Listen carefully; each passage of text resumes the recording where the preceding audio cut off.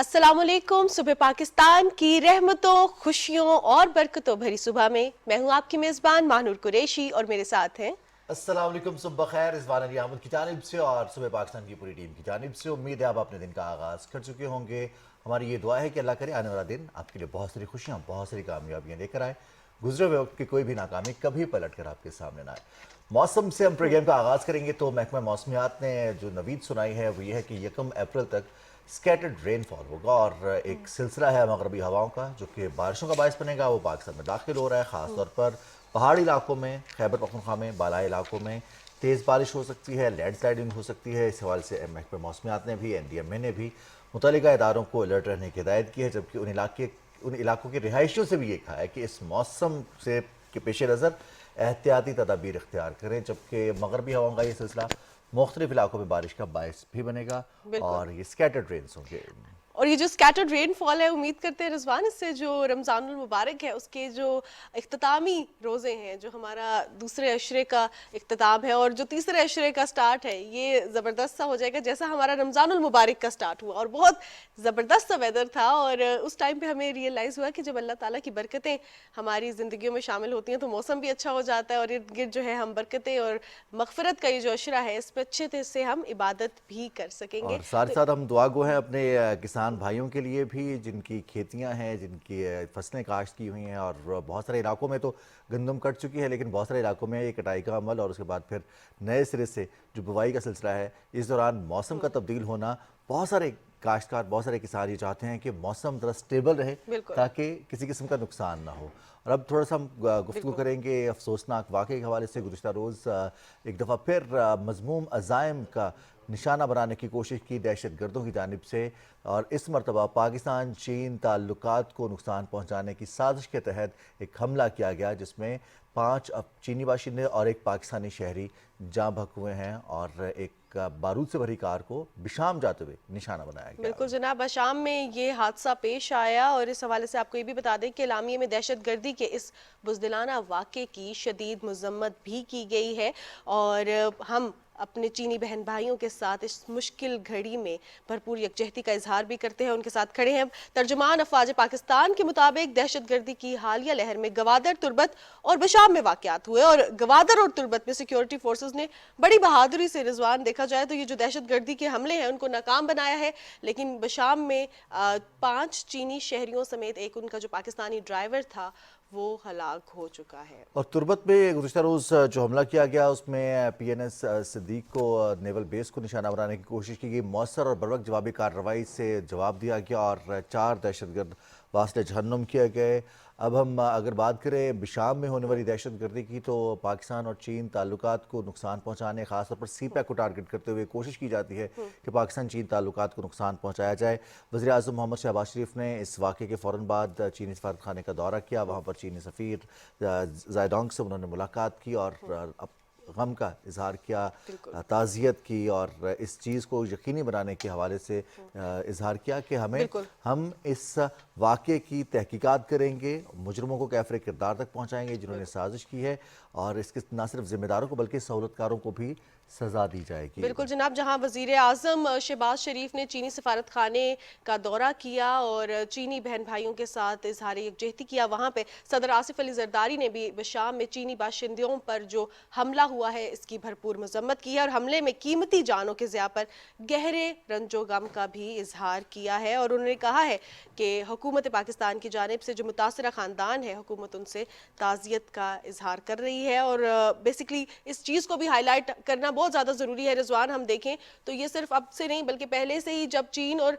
पाकिस्तान की जो दोस्ती है, जो CPEC है, उससे जो तरक्याती मंसूबे पाकिस्तान में चल रहे हैं, बहुत से प्रोजेक्ट्स कंप्लीट हो चुके हैं, बहुत से प्रोजेक्ट्स अंडर कंप्लीशन है, उनको जो है वो निशाना बनाया जा रहा है दुश्मन की जानिब से। लेकिन हमने देखा कि गवादर में और जो तुर्बत में ये हमले नाकाम बनाए गए और सिक्योरिटी तुर्बत और फोर्सेस की गवादर की जानिब बात से। करें तो तुर्बत में गुज़िश्ता रोज़ PNS सिद्दीक पर हमला करने की कोशिश की गई दहशत गर्दों की जानिब से, और मौसर जवाबी कार्रवाई से पाकिस्तान सिक्योरिटी फोर्सेस की जानिब से जवाबी कार्रवाई की गई और 4 दहशतगर्द जिन्होंने हमला करने की कोशिश की थी उन्हें न सिर्फ हलाक किया, इसके साथ साथ ये भरपूर जवाब था کہ کسی بھی ایسی کوشش کو ختم کیا جائے گا. پاکستان سیکیورٹی فورسز اس حوالے سے انہوں نے کل کلیئرنس آپریشن بھی کیا.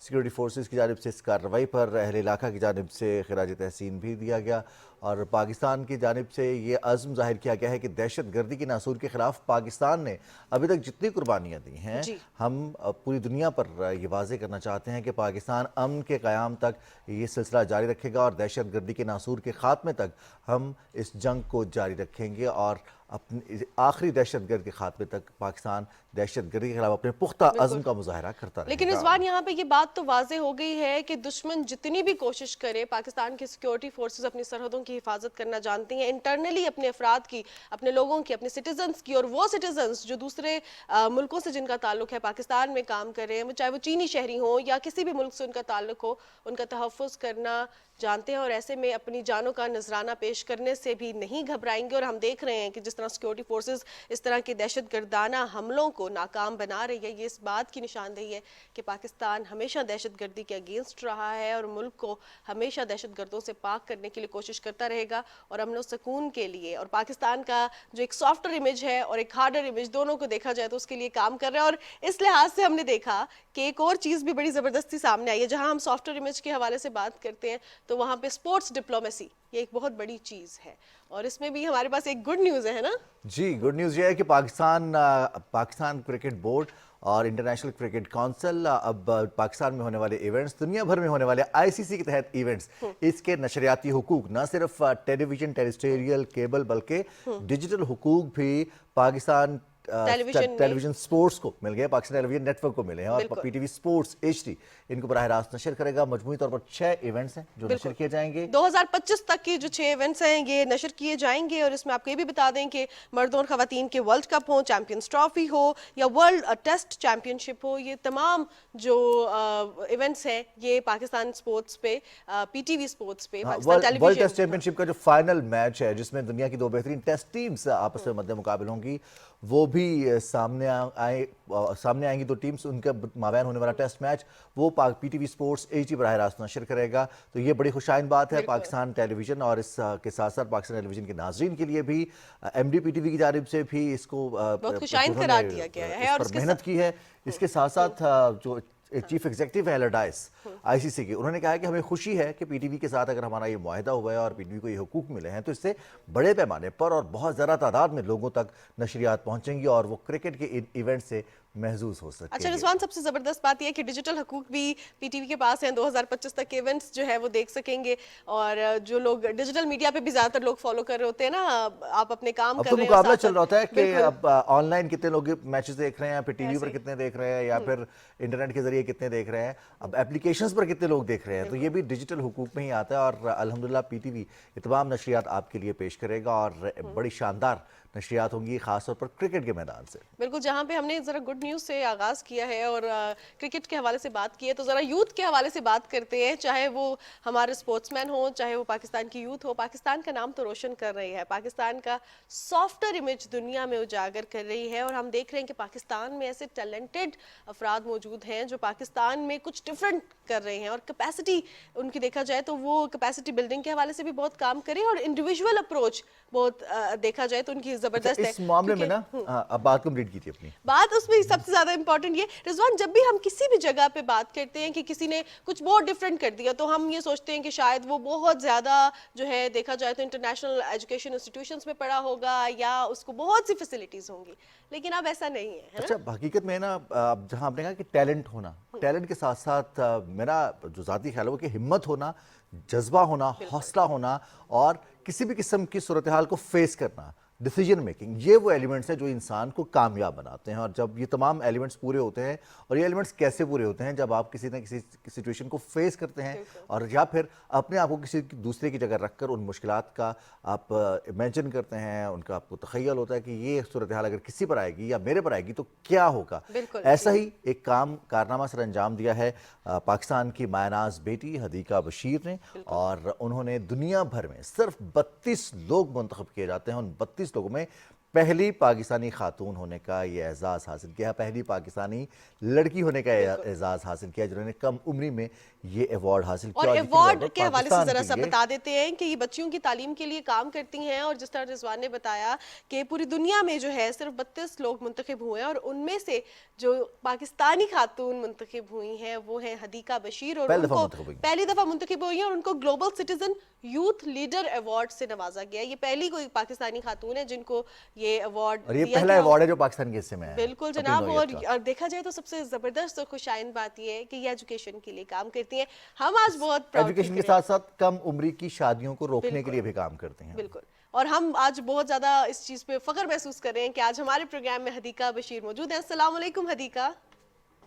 وعلیکم السلام. بہت بہت شکریہ آپ بہت کا. بہت مبارک ہو حدیقہ آپ کو، بڑی شاندار کامیابی آپ نے اور یہ ایوارڈ حاصل کیا. یقینی طور پر جو جذبہ ہے اس کو ہم جاننا چاہیں گے ہمارے ناظرین تک کہ اتنی کم عمری میں اتنا بڑا خیال آنا، خاص طور پر بچیوں کی تعلیم اور کم عمری کی شادیاں. کیسے یہ خیال آیا کہ آپ کو اس حوالے سے کام کرنا چاہیے، اور جہاں سے آپ کا تعلق ہے اگر آپ دیکھیں تو بہت ریزسٹنس بھی ہوتی ہے ان معاملات میں؟ بہت بہت شکریہ. پہلے تو میں پورے پاکستان کو مبارکباد دینا چاہتی ہوں کہ پاکستان کو ہم پاکستان کا ایک پازیٹیو امیج دنیا میں دکھا رہے ہیں. اور جس طرح ابھی بھی آپ نے کہا کہ ایک سچویشن سے جب آپ خود گزرتے ہیں تو تب جا کے آپ اسی طرح میرے ساتھ بھی ایک حادثہ ہوا. میری ایک دوست تھی، اس کی کم عمری میں شادی ہوئی تھی، 7 سال کی تھی. اور ہم سمجھ رہے تھے کہ یہ اس کی جس طرح گڈا گڈی کی شادی ہوتی ہے اس طرح اس کی بھی شادی ہو رہی ہے. اور وہ کپڑوں کے لیے اور میک اپ کے لیے اس وقت ہم سب خوش ہو رہے تھے کہ گڈا گڈی کی شادی ہے. پر ہم یہ سمجھ رہے تھے کہ یہ اسکول آئے گی، پر وہ اسکول نہیں آئی. اور پھر جب ہم اس کے پاس کھیلنے کے لیے جاتے تھے تو اس کی ساس جو تھی وہ ہمیں کہتی تھی کہ یہ ایک عورت بن گئی ہے اور یہ اب گھر کے کام کرے گی اور نہ اسکول آئے گی اور نہ ہی آپ سے کھیلنے کے لیے آئے گی. اس کے لیے پھر ہم نے اسکول میں ایک پارٹی رکھی. وہ اسکول میں آئی لیکن بہت زیادہ وہ رو رہی تھی اور خفا بیٹھی تھی. تو میں نے اس سے پوچھا تو اس نے کہا کہ اس کا شوہر جو ہے وہ اس کو بجلی کے تار سے مارتا ہے. میں اس کے لیے اس وقت کچھ کرنا چاہتی تھی پر میں کچھ نہیں کر پائی. پھر میں جب 11 سال کی ہوئی تو میری گھر میں شادی کی بات چل رہی تھی کہ یہ بڑی ہو گئی ہے اور اس کو اب اسکول جانے کی ضرورت نہیں ہے، لیکن یہ ابھی ہم اس کی شادی کروا دیتے ہیں. تو میں رونے لگی. میں نے کہا نہیں، مجھے شادی نہیں کرنی. میرے ایک انکل ہے جس نے مجھے ہیومن رائٹس کے بارے میں بتایا اور چائلڈ میرج لا کے بارے میں بتایا مجھے. تو جب انہوں نے مجھے اس کے بارے میں بتایا پھر میں نے اپنے گھر میں اپنی دادی سے کہا کہ اگر آپ میری کم عمری میں شادی کروائی گی تو میں آپ پر کیس کر دوں گی. تو وہ اس سے تھوڑی ڈر گئی اور کہ انہوں نے کہا کہ کس طرح یہ پاسبل ہے کہ مطلب یہ ابھی اگر یہ ابھی ہمارے سامنے کڑی ہو رہی ہے اور اس پر میرے سامنے بات کر رہی ہے تو یہ کچھ بھی کر سکتی ہے.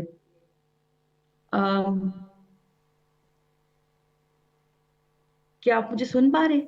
جی جی بالکل آپ کی آواز آ رہی ہے حدیقہ. اور یہ جو جی آپ جی نے ابھی واقعہ بتایا ہے اپنا، یقینی طور پر بڑا دل خراش اور اس کے ساتھ ساتھ جب آپ کی سہیلی کے ساتھ ہوا اور آپ نے ہمت پکڑی، یہ کتنا ضروری ہے کہ ہم آگاہ کر سکیں خاص طور پر نوجوان لڑکیوں کو، بچیوں کو، خواتین کو ان قانونی معاملات کے حوالے سے بھی اور بنیادی حقوق کے حوالے سے بھی.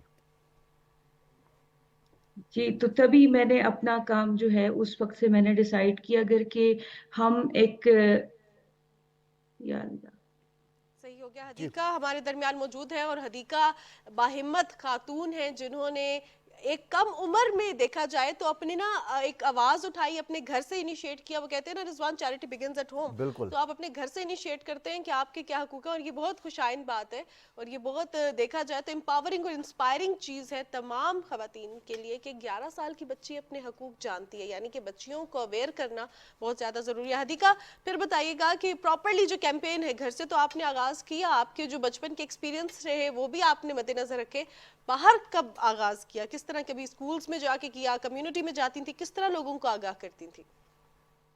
جی جب میں پھر 13 साल की हुई तब से फिर मैंने स्टार्ट किया। मैं घर घर जाती थी, लोगों को अवेयर करती थी कि किस तरह कम उम्री की शादी जो है लड़की की सेहत, तालीम और जहन पर असरात करती हैं, असरअंदाज करती है। तो पहले मैं पहली एक लड़की थी और फिर मुझे मुआशरे से बड़ी मुखालिफत मिलती थी कि ये छोटी बच्ची हमें क्या कम उम्री की शादी के बारे में बता रही है, ये तो हमारे अरसों से ये ट्रेडिशन आ रहा है, तो ये हमें क्या समझा रही है।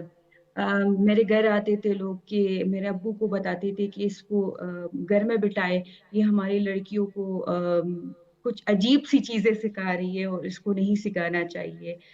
तो पहले बड़ी मुखालिफत मिली, फिर हम स्कूल के कुछ दोस्त थे, फिर वो मेरे साथ इकट्ठे हुए और ऐसे हमारा कैंपेन जो है वो वहां से शुरू हुआ। 13 साल की थी तब मैं, और अभी 10 साल हो गए। अभी एक प्रॉपर ऑर्गेनाइजेशन हमने बनाया है। जबरदस्त। फिर हमारे मुआशरे में मैं डिफरेंट स्टेक होल्डर्स के साथ हमारा काम होता है। हम MNAs MPs के साथ काम करते हैं ताकि वो गर्ल फ्रेंडली लॉज बनाएं, सही। और हमारे इमाम साहिबान के साथ सेशंस होते हैं ताकि वो अपने खुतबों में कम उम्री की शादी के खिलाफ बोले और औरतों के हुकूक के लिए आवाज उठाए, क्योंकि उनकी बात बहुत मानी अच्छी बात है। जाती है। और बिल्कुल सही। हमने एक अच्छा, कॉमिक बुक बनाया है जो लड़कियों की रियल लाइफ चैलेंजेस पर है। तो ये हमारे कुछ काम थे जो हमने तब से हमने ये स्टार्ट किया है। जी। बहुत अच्छी बात है हदीका। और चूंकि आपने बताया कि मुखालफत भी रही, लोग घर तक आ जाते थे ये शिकायत करने के हमारी बच्चियों को पता नहीं क्या बता रही है ये हदीका, और उनको मिसगाइड कर रही है या मिसलीड कर रही है। तो घर में साथ किसने दिया इस मुश्किल वक्त में, ख़ासतौर पर जब आपने अपने ही घर में ये ऐलान कर दिया कि आपको कम उम्र की शादी नहीं करनी और अगर शादी की तो मैं केस कर दूंगी? उस नाजुक मौके पर आपके साथ कौन था? उस मौके पर तो मेरे अंकल ही थे कि मेरे साथ खड़े थे, और फिर मेरे फादर जो थे, फिर उनको समझ आई कि नहीं, मैं अपनी बेटी की कम उम्री में शादी नहीं कर सकता।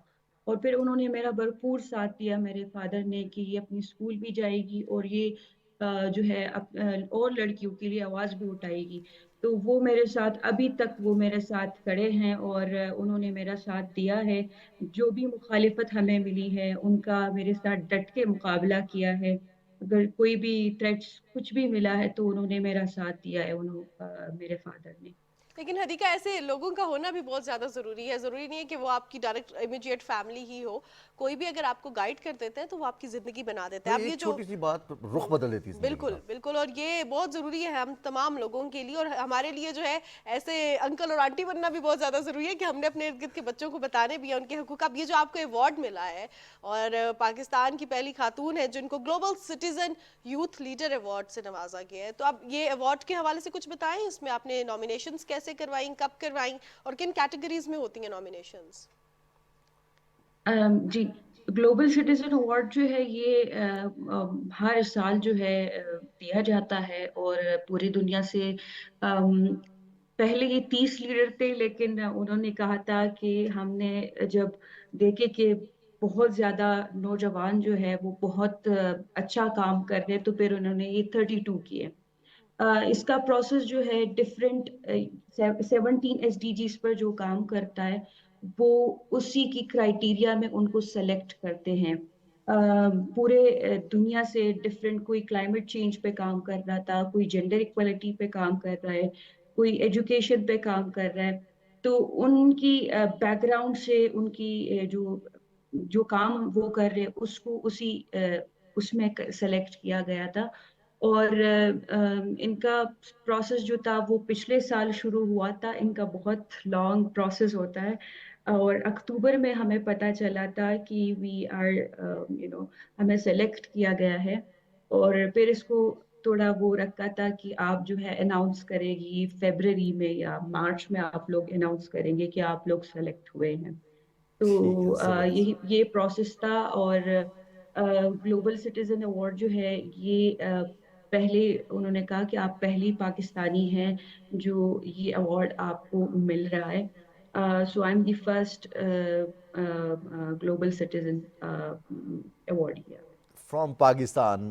अधिका, अभी भी बहुत सारे मसाइल हैं, बहुत सारी ऐसी बच्चियां हैं जिन तक कम उम्री में एक तो शादी की तलवार लटक रही होती है, दूसरा बुनियादी हक उनका तालीम उन्हें नहीं मिल रही होती। तो अब आप बताइए, एक तो अवार्ड तस्लीम कर लिया गया आपकी खिदमात को, आपकी कोशिशों को, लेकिन आप ज़ाती तौर पर क्या समझती हैं कि 10 साल में आपने कितना अचीव किया है और कितना सफ़र अभी बाकी है? देखिए, हम माइंडसेट पे काम कर रहे हैं। हम माइंडसेट चेंज करने की बात कर रहे हैं। हम माइंडसेट, क्योंकि माइंडसेट को चेंज करना बहुत आसानी से नहीं होता, एक दिन का काम भी नहीं है। हमें 10 साल हुए हैं काम करते हुए, लेकिन हम अभी 5,000 लोगों तक पहुंचे हैं। अपनी अवेयरनेस, उनको अवेयर किया है, उनको समझाया है। और इसमें हमें कामयाबी ये भी मिली है कि हमने 150 लड़कियों को उनको स्कूल में जो है इनरोल किया है। और ये एक माइंडसेट जो है उसको चेंज करना है, तो बहुत से इदारे हैं वो भी हमारे साथ काम कर रहे हैं। अब देखिए, पाकिस्तान में बहुत सारे इदारे हैं कि वो माइंडसेट पे काम कर रहे हैं, ऐसी इश्यूज पे काम कर रहे हैं। तो काफी हद तक अभी चेंज आई है हमारे यहाँ। थोड़ी अब बात सही। सुनते हैं, हमारे अपने मसले लेके आते हैं। हम अगर उनको कोई ऐसी मसला है वो हमारे पास लेके आते हैं, हम उसको सॉल्यूशंस देते हैं। तो अभी इस हद तक तो बात आई है कि उनमें थोड़ी सी चेंज आई है, वो बात करते हैं, अपने इश्यूज डिस्कस करते हैं। सही। बट अधिका, आप होपफुली हम आई तमाम एम। खवातीन के लिए मशले राह तो हैं, और आपने जिस तरह का काम किया है इसने पूरे पाकिस्तान का नाम रोशन किया है, लेकिन आखिर में कोई पैगाम देना चाहें ख़ास तौर पे खवातीन के लिए, यंग बच्चियों के लिए जो कि इस तरह की सोसाइटी में सर्वाइव कर रही हैं जहाँ पे उनके हकूक़ बहुत कम उनको दिए जा रहे हैं? मैं ये मैसेज देना चाहती हूँ पूरे पाकिस्तान के पेरेंट्स को स्पेशली, कि अपने बच्चियों, हमारे पाकिस्तान की बच्चियां जो है वो बहुत ज्यादा टैलेंटेड है, उनमें टैलेंट की कमी नहीं है। आप उनको मौके दें, उनकी सपोर्ट करें, उनको आगे आने का मौका दें। और मैं औरतों को और लड़कियों को यही मैसेज देना चाहती हूँ कि अगर आप पे जुल्म हो रहा है या आपके इर्द गिर्द कोई मसला है, तो आप उस पर आवाज उठाए, आप उस पर खामोश ना हो। और सबसे बड़ी बात यह है कि आप खुद पर, अपने आप पर यकीन रखें। आप बहुत कुछ बिल्कुल सही। कर सकती हैं। खुद पे यकीन हो तो इंसान बहुत कुछ कर सकता है। बहुत शुक्रिया आपका अधिका, और आपको बहुत बहुत मुबारक दफ़ा फिर सुबह पाकिस्तान की जानिब से, पीटीवी की जानिब से, पूरी कौम की एक जानिब से ब्रेक ले आपने लेते ये हैं अवार्ड हासिल किया है। और ब्रेक के बाद वापस आएंगे।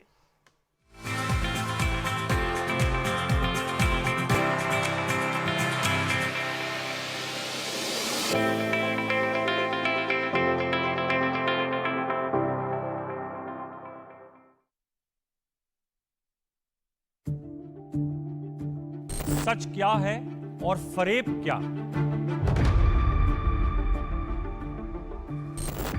सच जानने का हक आपका भी है और मेरा भी। क्या कर रहे हैं हम सच के साथ इंसाफ?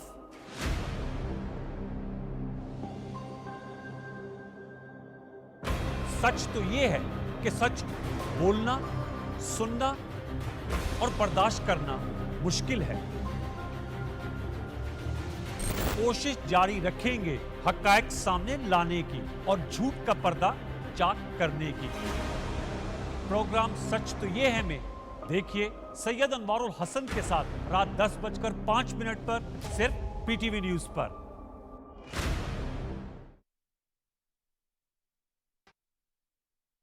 क़याम पाकिस्तान से आज तक हमारी कहानी, हमारी तारीख इबारत है एक जहदे मुसलसल से। दुश्मन की मुसल्लत की गई जंगें, दहशत गर्दी का नासूर, एटमी कुव्वत बनने पर लगाई गई बंदिशें, कुदरती आफात और सियासी बदअमनी। पाकिस्तान और पाकिस्तानियों ने इन सब मुश्किलात को शिकस्त दी है, तो हम फिर क्यों ना आगे बढ़ें एक होकर। मुख्तलिफ शोबों में सरमायाकारी के मौके, सीपेक जैसे मंसूबों के इम्कानात, हमारे नौजवान, कितनी वजह हैं हमारे पास पुर उम्मीद रहने की। آئیں ملकर امید کے دیے جلائیں روشن مستقبل کے لیے. Believe in yourself, believe in Pakistan.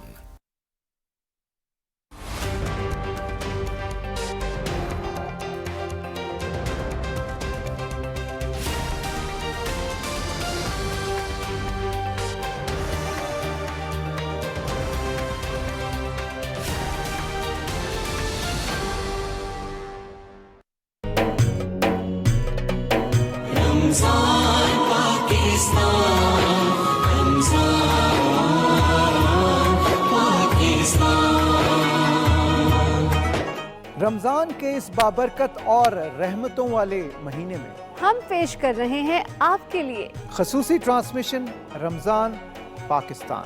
رمضان پاکستان. ہم کریں گے بات رمضان کی عظمت, حرمت اور فضیلت پر, جس میں ہوں گے شامل صبر و قناعت اور تقوی کے موضوعات. آگاہ رکھیں گے آپ کو حفظان صحت کے اصول اور دیگر مسائل سے. رمضان کے روح پرور ایام میں دیکھنا نہ بھولیے گا خصوصی ٹرانسمیشن رمضان پاکستان. رمضان پاکستان, رمضان پاکستان.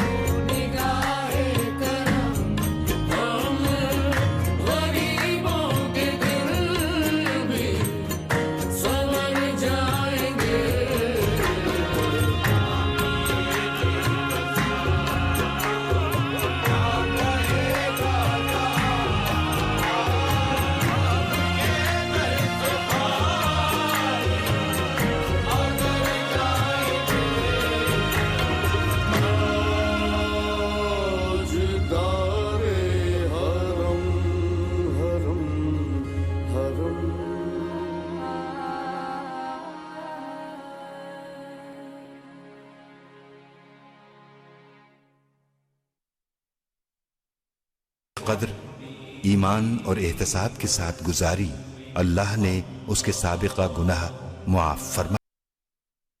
اس مبارک ماہ رمضان کا دوسرا عشرہ باعث مغفرت ہے. استغفر اللہ ربی من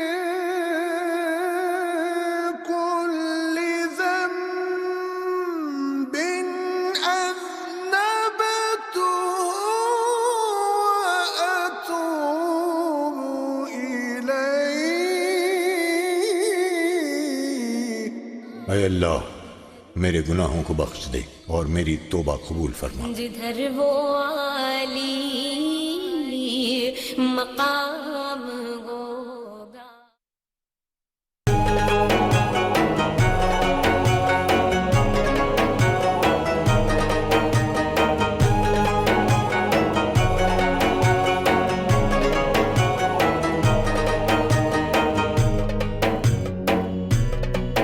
رمضان پاکستان, رمضان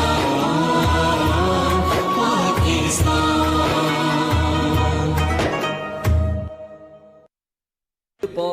بسم ربك الذي خلق.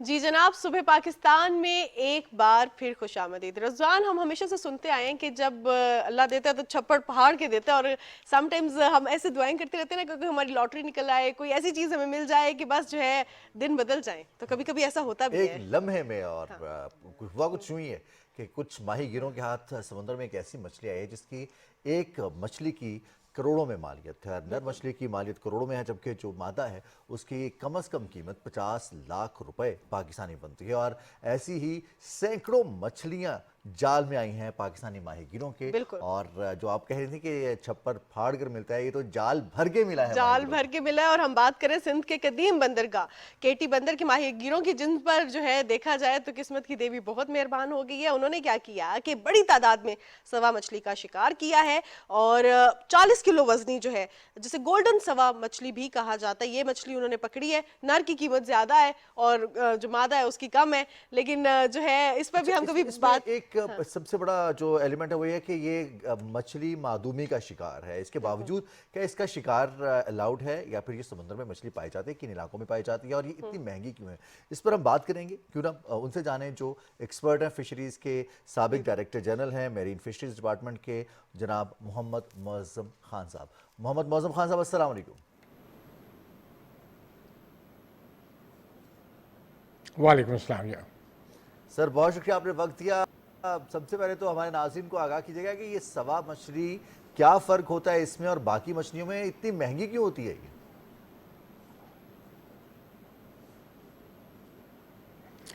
ऐसा है कि अल्लाह ताला ने जितनी हमें नेमतें दी हैं हम उसका शुक्र अदा नहीं कर सकते। पाकिस्तान में तकरीबन 1600 किस्म की मछलियाँ पाई जाती हैं, तो ये उसमें पाई जाने वाली मछली की एक किस्म है जो कि हमारे साहली इलाकों में मिलती है, और किसी दूसरी मछली से इसमें कोई ख़ास फ़र्क नहीं है, सिवाय ये कि साइज़ में ये बहुत बड़ी होती है। जो आम मछलियाँ हैं उनके मुकाबले में, जैसे आपने बताया कि 40 केजी तक इसका वज़न हो सकता है। इस मछली के अंदर दूसरी मछलियों की तरह एक जिस्म में आज़ा होता है जिसे स्विम ब्लैडर या एयर ब्लैडर कहते हैं। दूसरी मछलियों में ये एयर ब्लैडर या स्विम ब्लैडर छोटा होता है, इसमें खासा बड़ा होता है, और उसकी वजह ये होती है इस ऑर्गन की कि इसमें हवा भरने की वजह से जो मछली है सतह समुद्र तक आ सकती है, और जब उसकी हवा निकाल देती है तो वो नीचे समुद्र की तह तक जा सकती है, जो तकरीबन ये 40 से 50 मीटर से ज़्यादा गहराई पे नहीं मिलती।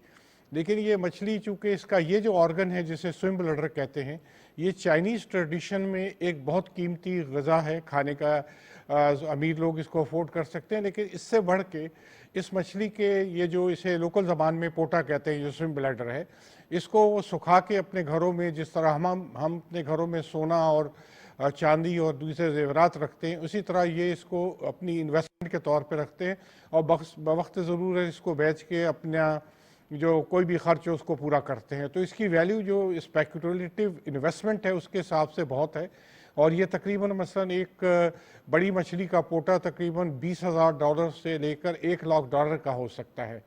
तो इसलिए ये मछली कीमती है कि उसके अंदर ये पर्टिकुलर ऑर्गन मौजूद है, और इसी को सुखा के बेचने के लिए। वरना इसका गोश्त दूसरी मछलियों की तरह अच्छा तो होता है, लेकिन मछली के गोश्त की वजह से कीमत नहीं होती, सिर्फ इस ऑर्गन की वजह से जिसे स्विम ब्लैडर कहते हैं। सही हो गया मुअज़्ज़म खान साहब। अब देखा जाए तो जिस तरह ये मछली का शिकार किया गया सिंध के माहीगीरों की जानिब से, अब इसको क्या इंटरनेशनल सतह पर बेचा जाएगा? पाकिस्तान में इसकी मार्केट मौजूद है? क्या इसकी खरीदो फरोख्त का सिलसिला होता है, और क्या जो है वो रेवेन्यू सारा माहीगीरों के पास ही आएगा?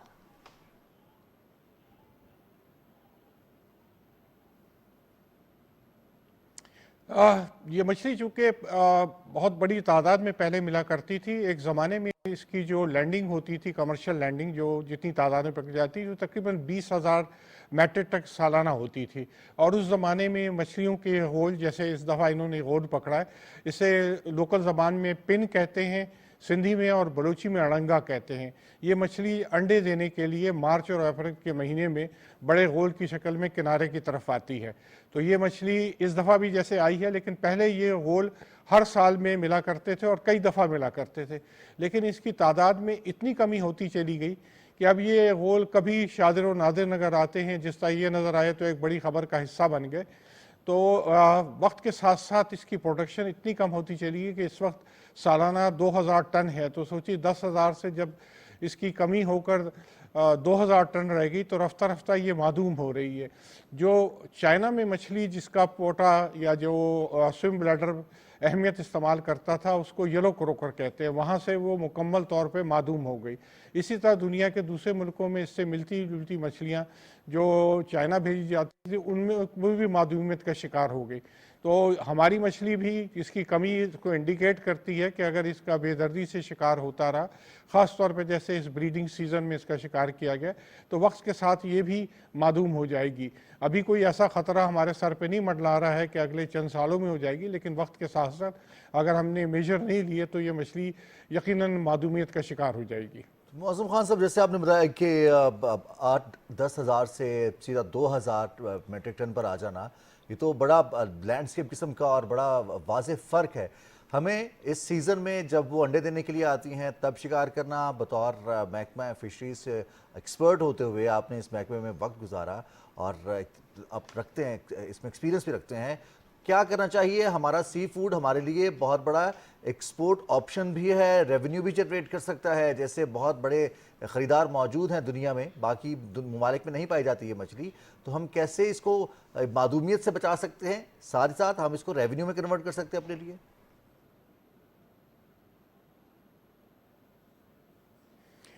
ऐसा है कि ये मछली चूँकि ख़ास इलाकों में अंडे देने के लिए आती है, क्योंकि वैसे तो हमारी माहीगीरी मल्टी स्पीशीज़ है, बहुत सारी मछलियाँ हर जाल में आती हैं, तो उनको एक पर्टिकुलर मछली को पकड़ना, उस पर पाबंदी लगाना नामुमकिन है।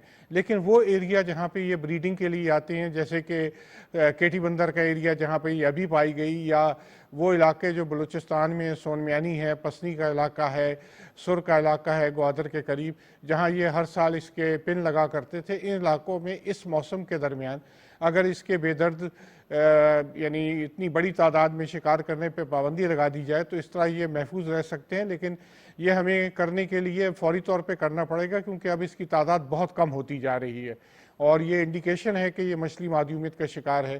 पाकिस्तान मछलियों की एक्सपोर्ट से बहुत आमदनी कमाता और इस मछली के जो पोटा है या जिसे स्विम ब्लैडर कहते हैं, ये भी एक बहुत बड़ी सोर्स ऑफ इनकम है।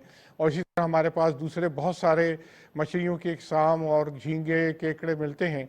लेकिन शिकार में जिस तरह मज़हब इस्लाम हमें कहता है कि हम रैशनैलिटी के साथ करें, हम हद से ज़्यादा ना बढ़ें, तो कहीं भी हमें इजाज़त नहीं है कि हम किसी चीज़ को ज़ाया करें। तो अगर हम अपने अच्छे इक़दार को अपनाएंगे, जिन चीज़ों से हम मछली के शिकार को एक महदूद पैमाने पे करेंगे, मुख्तलिफ़ इलाकों में उस पर पाबंदी लगाएंगे, जो क्लोज सीज़न है जैसे जून जुलाई में झींगों के शिकार पे पाबंदी है, इस किस्म के चीज़ों पर अमल करने से हम अपनी माहीगीरी को महफूज कर सकते हैं, ताकि वो अगली आने वाले नस्लों के लिए एक महफूज और ज़र मुबादला का ज़रिया भी हो और हमारे लिए ग़ज़ा का सोर्स भी हो।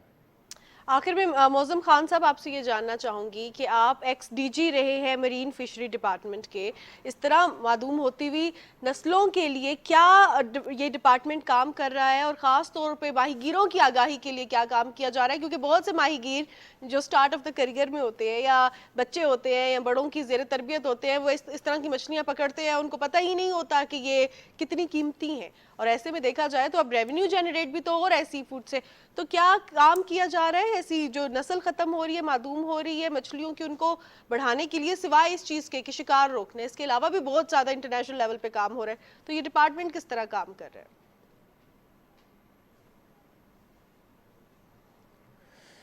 ऐसा है कि जो मरीन फिशरीज डिपार्टमेंट है या जिस इदारे में अभी मैं काम कर रहा हूँ WWF, हम काफ़ी अरसे से और एक ज़माने से पाकिस्तान में मछलियों के जो स्टॉक्स हैं, जो मछली कितनी तादाद में मिलती है, कहाँ मिलती है, उस पर हम तकरीबन 50 साल से या उससे ज़्यादा अरसा हो गया हम उस पर रिसर्च कर रहे हैं।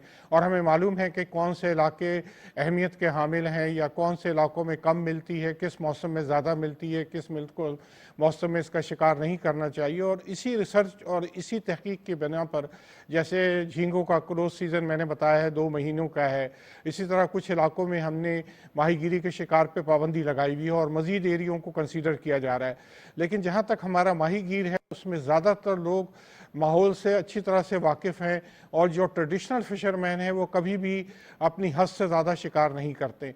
लेकिन अवेयरनेस की ज़रूरत है, क्योंकि जो माहीगीरों की औलाद नई आ रही है या जो लोग माहीगीरी में नए आ रहे हैं उन्हें शायद इतनी मालूमात नहीं होती है। तो आगाही का एक बहुत बड़ा प्रोग्राम बहुत सारे इदारे कर रहे हैं, जिसमें WWF पाकिस्तान भी शामिल है, उसमें मरीन फिशरीज भी डिपार्टमेंट भी का शामिल है। और हम माहीगीरों से बहुत इंटरेक्शन करते हैं, हमारे बहुत सारे प्रोग्राम चल रहे हैं जिसमें हम माहीगीरों को बाकायदा तरबियत देते हैं। पाकिस्तान का नाम जहां माहीगीरी की सनत में दुनिया में एक मशहूर नाम है, वहाँ हमारे माहीगीरों की ये खूबी कि वो उन जानवरों को जिनको नहीं पकड़ना चाहिए या अगर वो जाल में आ जाएं तो उनको इंतहाई खूबसूरती से निकाल कर छोड़ देना चाहिए, ये पूरी दुनिया में पाकिस्तान की मिसाल दी जाती है। और आप इस तरह अंदाज़ा कर लीजिए कि जैसे वेल शार्क, डॉल्फिन या दूसरी चीज़ें हैं, हमारे माहीगीर अब मुकम्मल कोशिश ये करते हैं कि अगर उनके जाल में ही एक्सीडेंटली फंस जाए तो उसे बाकायदा रिलीज़ कर दें। तो माहीगीरों में और आम आदमियों में आगाही और अवेयरनेस करना बहुत ज़रूरी है। लेकिन जो माहीगीर हैं वो ज़्यादातर माहीगीर जो हैं वो बहुत ख़ुद अपनी ज़ात के अंदर कंजर्वेशनिस्ट होते हैं और कोशिश ये करते हैं कि जो उनकी ज़रूरियात से ज़्यादा वो मछलियों को ना पकड़ें। और इसके अलावा अगर कोई मछली ऐसी आ जाती है जो उनके इस्तेमाल की नहीं है तो उसे समुद्र में बाकायदा रिलीज़ कर दिया जाए और सेफली रिलीज़ कर दिया जाए। बिल्कुल सही, और ये बहुत ज़बरदस्त काम है। हम देख रहे हैं मौज़म खान साहब के बहुत सारी ऐसी मछलियाँ, बहुत सारी ऐसी आबी मखलूक जो कि जाल में आती है या फिर अगर वो बंदरगाह तक आ भी जाए और वो फंस भी जाए तो उसको भी रेस्क्यू करने में माहीगीर मदद करते हैं। बहुत शुक्रिया, आपने कीमती वक्त दिया। सुबह पाकिस्तान से आप बात कर रहे थे और फिशरीज़ के डिपार्टमेंट के हवाले से जो काम खास पर सवाब मछली के हवाले से कि इतनी महंगी क्यों है। और यकीन कीजिए महानूर के बहुत सारे ऐसे माहीगीर हैं जो शिकार करने जाते हैं तो वो टारगेट नहीं करते कि हमें ये मछली शिकार करनी है, लेकिन ये ख्वाहिश ज़रूर लेकर जाते हैं कि आज हमें कुछ बड़ा शिकार करना है, और यही रोज़ का मामूल भी होता है। बिल्कुल। और रिजवान, जिस तरह मौज़म खान साहब ने बात की कि जब इस तरह की मछलियाँ जिनकी नस्लें मादूम हो रही हैं जब इनको पकड़ लेते हैं माहीगीर तो समटाइम्स खुद भी रिलीज़ कर देते हैं, और ये एक बहुत ज़िम्मेदाराना शहरी वाली जो हरकत है। और देखा जाए तो उस टाइम पे हम देखते हैं कि एक हमारा मुस्तकबिल है और एक तरफ हम देख रहे हैं कि हमने मछलियों की नस्ल का तहफ़्फ़ुज़ करना है, तो इस पर भी हमें बहुत प्राउड फील होता है। वक्त हुआ है अब न्यूज़ ब्रेक का, न्यूज़ ब्रेक की जाने बढ़ते हैं और उसके बाद प्रोग्राम के में वापस आएंगे।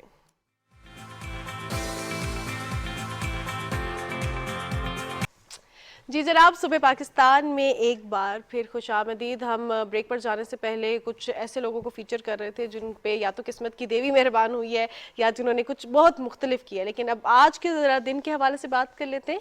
आज 27 मार्च है रिजवान, और आज सर सैयद अहमद खान साहब की 126वीं बरसी मनाई जा रही है। सर सैयद हम शुरू से ही बचपन से पढ़ते आए हैं कि उनको सर का लक़ब दिया गया, और जो उनकी कंट्रीब्यूशन है, जब अलीगढ़ यूनिवर्सिटी के हवाले से बात करते हैं तो माइंड में सबसे पहले जो नाम आता है वो है सर सैयद अहमद खान। खास तौर पर बरसगीर के मुसलमानों के लिए जंगे आज़ादी के बाद 1857 के बाद तालीम की अहमियत कितनी ज़्यादा थी कि तालीम हासिल किए बगैर हम आगे नहीं बढ़ सकते, मुकाबला नहीं कर सकते, हम सर्वाइव नहीं कर सकते।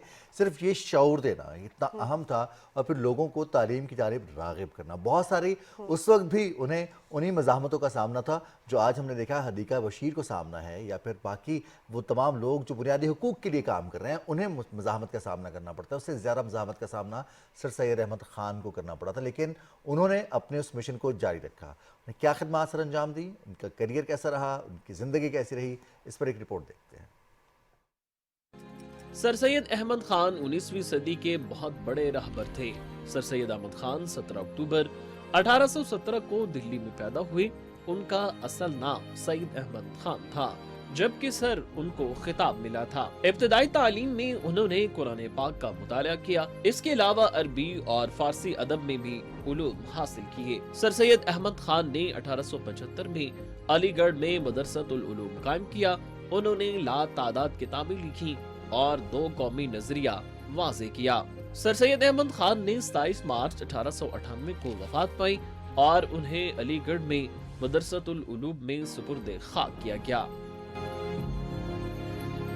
सर सैयद अहमद खान के ज़िंदगी के हवाले से और उनके कंट्रीब्यूशन के हवाले से ये रिपोर्ट थी, और यकीनी तौर पर ये कंट्रीब्यूशंस हैं जो किसी भी कौम की तामीर में, मिल्लत की तामीर में किरदार अदा करते हैं। बिल्कुल रिजवान, और मुझे लग रहा है कि आज के प्रोग्राम में ना हम ज़्यादातर फीचर उन लोगों को कर रहे हैं जिन्होंने ना पाकिस्तान का नाम रोशन किया, और ऐसे लोगों के हवाले से बात करते हुए, ऐसे अफराद के हवाले से बात करते हुए हम बहुत एनर्जेटिक फील कर रहे होते हैं। अब ज़रा स्पोर्ट्स के बहुत खुशी होती है, ऑन करते हैं, हम बहुत प्राउड फील करते हैं शेयर करते हुए। अब ज़रा स्पोर्ट्स के मैदान का रुख करते हैं जहाँ पे हमारे एक और नौजवान, पाकिस्तानी नौजवान ने पाकिस्तान का नाम रोशन किया है वर्ल्ड मुए थाई चैंपियनशिप में। और उन्होंने किया क्या है जी, उनको आपको ये बता देते हैं कि आलमी टाइटल अपने नाम किया है, और 23 साला बॉक्सर आगा कलीम ने थाईलैंड के शहर बैंकॉक में होने वाले आलमी चैंपियनशिप में लाइट फ्लाईवेट का इवेंट जीत लिया है।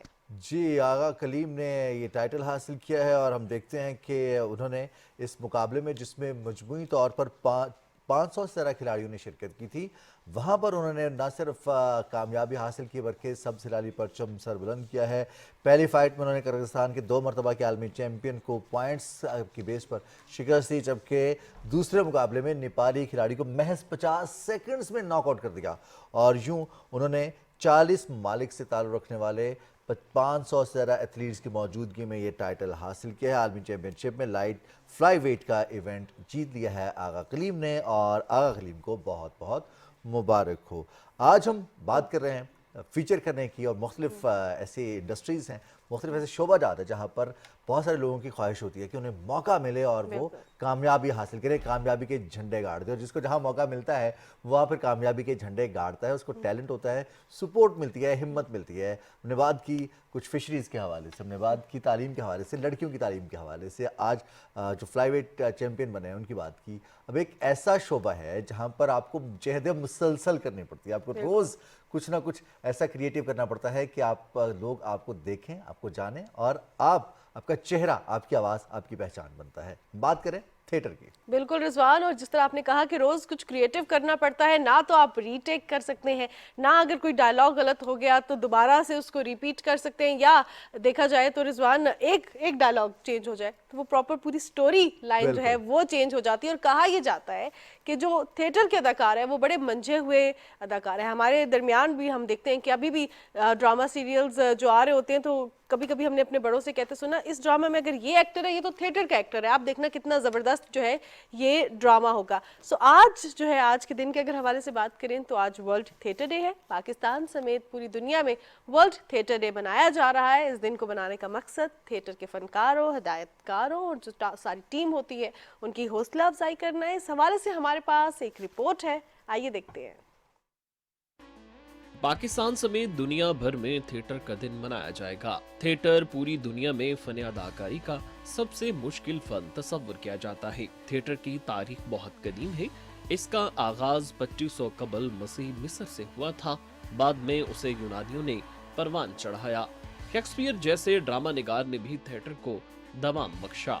पाकिस्तान में भी थिएटर का आगाज इंतहाई शानदार था। आगा हशर काश्मीरी और इम्तियाज अली ताज जैसे कलमकारों ने इस हवाले से बहुत नाम कमाया। सन 1932 में इम्तियाज अली ताज का तहरीर करदा ड्रामा अनारकली उर्दू ड्रामे में संगे मील की हैसियत रखता है। पाकिस्तान में थिएटर से कई फनकारों ने बड़ा नाम पैदा किया। ताहम शायकीन का कहना है कि अब थिएटर को मजीद बेहतर बनाकर मिजाह के साथ संजीदा मौज़ूआत पर भी खेल पेश करना वक्त की अहम जरूरत है। और थिएटर में काम करने वाले लोग जो कि न सिर्फ स्टेज पर परफॉर्म कर रहे होते हैं बल्कि उनको जो पूरे का पूरा सपोर्ट सिस्टम मौजूद होता है, आज उनको भी खिराज तहसीन पेश किया जा रहा है कि उनकी मौजूदगी की वजह से ये सब मुमकिन होता है। पर्दा खुलता है, पर्दा बंद होता है, उसके लिए भी एक शख्स मौजूद होता है, और फिर जो गैजेट्स हैं, सबकी कोऑर्डिनेशन है, उनके लिए लोग मौजूद होते हैं। तो आज के दिन का बनाने का मकसद भी ये है कि थिएटर की बका के लिए और वहाँ पर काम करने वालों के लिए जो बराह रास्त परफॉर्म कर रहे हैं, जिन्हें हम परफॉर्मिंग आर्ट्स कहते हैं, उनको खिराज तहसीन पेश करना है। तो आज हम बात करेंगे थिएटर के हवाले से, मौजूदा दौर में थिएटर और इसकी अहमियत, और आज थिएटर का आर्टिस्ट या थिएटर से वाबस्ता लोग किन मुश्किलात का शिकार हैं। और इस पर बात करने के लिए हमारे दरमियान एक्सपर्ट भी मौजूद हैं, जो कि थिएटर हो, आर्ट हो और कल्चर हो या म्यूज़िक हो, और या the most important thing paint हो, पेंटिंग भी करते हैं, इस पे बहुत ज़्यादा महारत रखते हैं, बहुत एक्सपीरियंस है इनका। हमारे दरमियान आज अहमद हबीब साहब मौजूद हैं, जो कि सिर्फ अदाकार नहीं कहेंगे, ये फनकार हैं, और क्योंकि डायरेक्टर भी हैं, मुसन्निफ भी हैं, पेंटर भी हैं, और वो क्या कुछ करते हैं ये हम उन्हीं से जानेंगे। अस्सलाम वालेकुम अहमद हबीब साहब। वालेकुम अस्सलाम, बहुत शुक्रिया आपका। मैं सबसे पहले तो वर्ल्ड थिएटर डे पे मैं अपनी टीम को और दुनिया भर में जो भी लोग बैक स्टेज, ऑन स्टेज, ऑस्टरिंग कमेटी, कंट्रोल रूम, जितने भी थिएटर से वाबस्ता लोग हैं, मैं उनको वर्ल्ड थिएटर डे पे आपके कैमरे के तवसत से मुबारकबाद पेश करता हूँ, और बहुत शुक्रिया कि इतने इम्पोर्टेंट दिन पे आपने ये इस टॉपिक पे बात करने के लिए। अहमद साहब, आपका शुक्रिया कि आपने वक्त निकाला, जो आपकी इतनी ज़्यादा जो एक्सपर्टीज़ है और ऑब्वियसली मसरूफियात भी हैं। आपसे मैं आज के दिन के हवाले से सबसे पहली बात तो ये पूछूंगी कि क्या थिएटर उसी तरह जिस तरह हम पहले सुनते थे कि थिएटर का अदाकार है, थिएटर एक बहुत ज़्यादा मानी जानी हुई चीज़ होती थी, लोगों को जो है टिकट्स नहीं मिलते थे, पहले से बुकिंग करवानी होती थी, तो क्या आज भी पाकिस्तान में थिएटर का वही मकाम है या थोड़ा सा रुझान कम हो रहा है? देखें, थिएटर में जब आप हिस्टोरिकली बात करें तो मुख्तलिफ अदवार आए हैं। पाकिस्तान में चूँकि 70-75 साल कोई इतनी बड़ी तारीख़ नहीं होती कि हम कहें कि इसमें जो है सदियों का चेंज आ जाएगा, ऐसा अभी नहीं है। हमारी अभी बहुत सारे मराहल से हमने गुजरना है, लेकिन ये बात दुरुस्त है कि दरमियान में 20-25 साल थिएटर ऐसा हुआ है कि जिसकी वजह से एक संजीदा ऑडियंस जो है या एक पढ़ा लिखा तबका जो है वो ना सिर्फ थिएटर परफॉर्म करने से बल्कि थिएटर देखने से भी दूर हो गया। उसकी बहुत सारी वजूहात हैं जिन पे हम इतने कम वक्त में तो बात नहीं कर सकते, फ़र्दन हम बात करते रहते हैं उस पर। लेकिन यस, थिएटर की इम्पोर्टेंस सोसाइटी में हमेशा रही है, हमेशा रहेगी। इसकी वजह यह है कि देखें, अदाकारी लफ्ज़ का अगर हम थोड़ा सा पोस्टमार्टम करें तो अदाकारी, अदा करके दिखाना।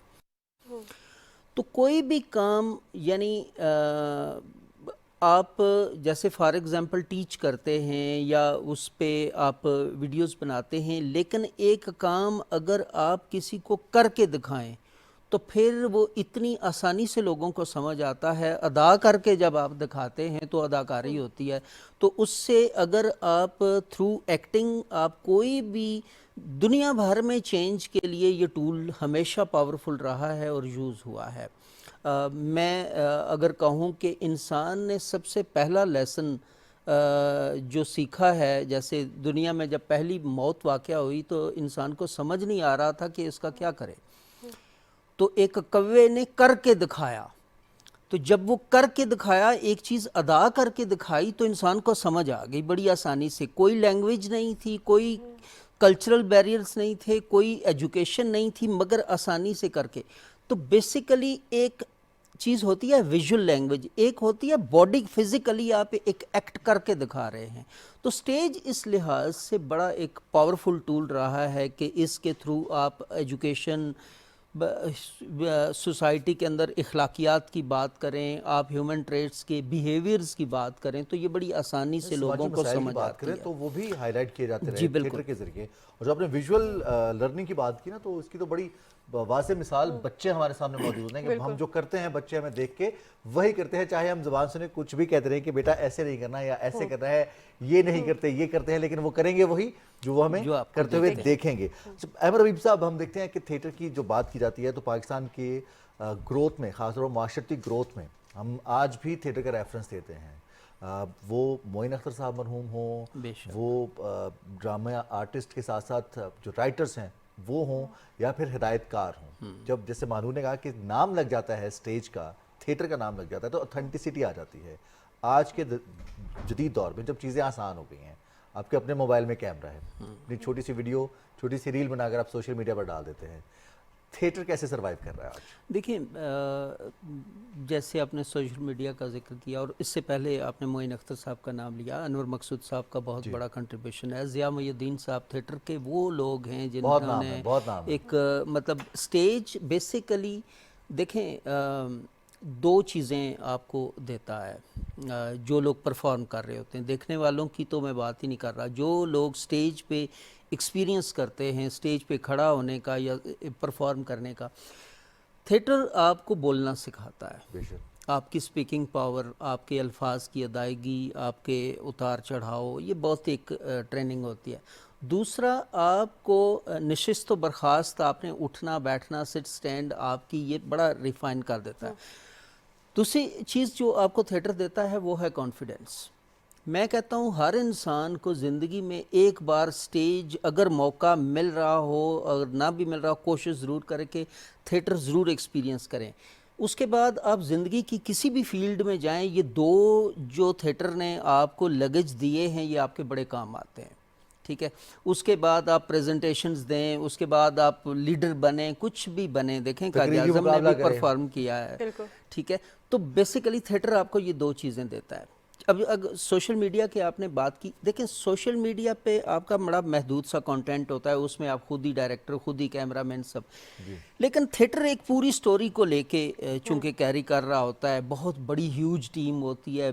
जैसे हमने लास्ट टाइम इशारा ट्रेन किया तो 25 आर्टिस्ट ऑन स्टेज थे, 20-25 लोग बैक स्टेज थे, ऑशरिंग कमेटी थी 8-10 लोगों की, कंट्रोल जो है सिक्योरिटी स्टाफ होता है, तो कम अज़ कम 100 लोगों का एक पूरी टीम लेके एक डायरेक्टर चल रहा होता है।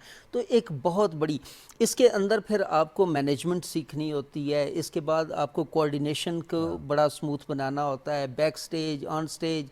अब जो लोग थिएटर पे चले गए हैं, आपके एक तरह से दस्तरस से बाहर निकल गए हैं और कंट्रोल रूम में आप खड़े बेबसी से तमाशा देख रहे हैं, तो आपको किस तरह किन सिग्नल्स के थ्रू उन तक पैगाम पहुंचाना है। कभी आप फ्लिकर देते हैं, कभी आप साउंड चलाते हैं, कभी कोई मैसेजेस कन्वे करते हैं। अब एक्टर की और कंट्रोल रूम में डायरेक्टर की अगर कम्युनिकेशन अच्छी है तो वो उसके इशारे पा लेगा, नहीं तो फिर जो होगा वो एक अदाकारों के हवाले से यही कहा जाता है ना कि मिजाज बहुत मुख्तलिफ होता है। आपने कोऑर्डिनेशन की बात की ना, तो सब अदाकार, सब फनकार मुख्तलिफ मिजाज के होते हैं, उनको समझना फिर अपनी बात मनवाना, ये भी एक पूरी की पूरी कला है। बिल्कुल ऐसा है। देखिए रिहर्सल्स होती हैं एक अच्छे प्ले के लिए, जैसे हम 3-4 महीने रिहर्सल्स करते हैं, उसके अंदर ये सारी कोऑर्डिनेशन हम रखते हैं। और हमारा एक बड़ा अच्छा तस्वीर खाना ड्रामेटिक्स का ये है कि हम प्रोफेशनल एक्टर्स से ज़्यादा न्यू कमर्स के साथ काम करते हैं। हम हर साल यूनिवर्सिटी से, अभी जैसे समर वेकेशन आती हैं तो हम ऑडिशन शुरू कर देंगे उससे पहले, और फिर हम रिहर्सल स्टार्ट करते हैं, उनको थिएटर ट्रेनिंग देते हैं। तो हर रिहर्सल के बाद हमारा 25-30 मिनट का एक सेशन होता है जिसमें हम मुख्तलिफ पॉसिबिलिटीज़ पे बात करते हैं कि फॉर एग्ज़ाम्पल आपके साथ ये स्टेज पे हो जाता है, आप एंटर होते ही स्टेज से गिर जाते हैं, तो आपने सॉरी नहीं बोलना। अब आपने उसके बाद ये करना है कि ये गिरना आपके स्क्रिप्ट का हिस्सा था, ठीक है। तो आपने स्टेज पे बजाय के हूटिंग लेनी, आपने क्लैप लेना है, ठीक है। तो ज़िंदगी के स्टेज पे भी यही होता है, आपसे वाक़यात हो जाते हैं बहुत सारी चीज़ों में, आपसे कभी कभी को गलत डिसीजन हो जाते हैं, तो उसको स्क्रिप्ट का हिस्सा बनाते हैं। क्लेवर लोग जो होते हैं वो कभी सॉरी नहीं करते, वो आगे बढ़ के उसको और ऑन करना है और उसी को लेके चलना है। बिल्कुल ऐसा है। सो बेसिकली ये बड़ी आपने ज़बरदस्त बात की, बल्कि ये हमारे लिए भी टिप्स हैं कि हम क्या कर सकते हैं। हम आपसे टिप्स लेंगे, लेकिन जिस तरह आपने कहा कि हर साल यंगस्टर्स आते हैं, सो क्या ये एक अच्छा सोर्स ऑफ इनकम है कि अगर इसको as a career, as a profession लेके चला जाए?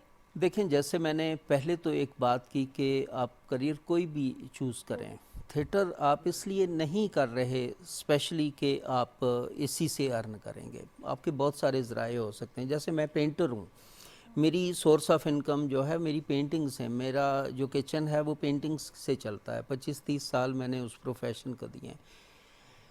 बतौर पेंटर मैं स्टेज इसलिए करता हूँ कि स्टेज से मुझे बहुत सारी एनर्जीज़ मिलती हैं, बहुत सारे टॉपिक्स मिलते हैं, बहुत सारे एक्सपीरियंस जो फिर बाद में मैं اپنی پینٹنگز میں ڈیبیٹ کرتا ہوں.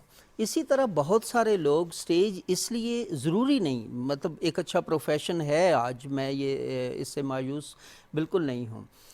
میں سمجھتا ہوں کہ آج فار ایگزامپل ہم نے وفاق پتلے کیا 2019 میں، تو بالکل ینگ بچے جو ہم اس وقت یونیورسٹی میں پڑھ رہے تھے، آج میں کئی دفعہ صبح ناشتہ کرتے ڈرامے میں جب ان کو دیکھتا ہوں تو مجھے بڑی خوشی ہوتی ہے کہ ہم نے ان کو اس وقت ایز اے اسٹوڈنٹ لانچ کیا تھا. آج یہ چینل پہ آ رہے ہیں اور بہت اچھا کما رہے ہیں. اس میں کچھ لڑکے کراچی چلے گئے، تو ایک بچہ.